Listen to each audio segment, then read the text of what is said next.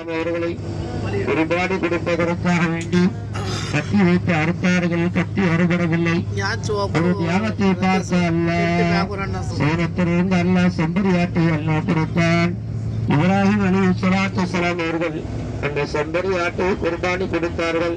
அந்த குர்பானி கொடுத்த அந்த இடத்துல இன்றைக்கு ஞாபக சின்னமாக ஒரு தூண் ஒன்று கட்டப்பட்டிருக்கிறது.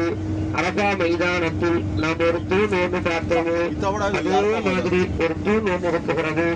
இன்ஷா அல்லாஹ் அது இடது பக்கம், இடது பக்கம் பாருங்க, இடது பக்கம் பாருங்க. அது இப்ராஹிம் அலைஹிஸ்ஸலாத்து வஸ்ஸலாம் அவர்கள் குர்பானி கொடுத்த இடத்தை பாருங்க. அந்த மலையில ஒரு பரா கொண்டு மாட்டீங்க இருக்கா இருக்கா இருக்கா ஹாஜி இருக்காருங்க பரா கொண்டு மாதிரி இருக்குங்களா? அஸ்ஸலாமு அலைக்கும். இந்த உம்ராவோட பயணத்தில் நாங்கள் இதை பார்த்துட்டே வந்தோம். அந்த அரப்பா முஸ்தலிஃபாலாம் பார்த்து முடிச்சிட்ட அப்புறம் இது இப்போ பார்த்தீங்கன்னா மலைக்கு மேலே இது அங்கோட சவுதி மன்னரோடைய வீடு. சவுதி மன்னர்கள் இருக்காங்களே அவங்களோட வீடு.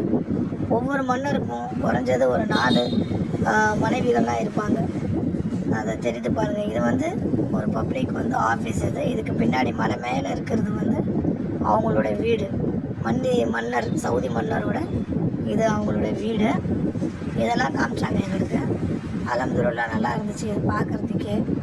ஓகேங்களா? இதுக்கு அடுத்தது வந்து இது வந்து அவங்க போகிற வழி.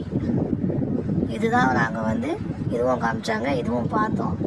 இன்ஷா அல்லாஹ் நீங்கள் போகும்போது இதெல்லாம் பாருங்கள், செம்மையாக இருக்கும். அல்ஹம்துலில்லாஹ்.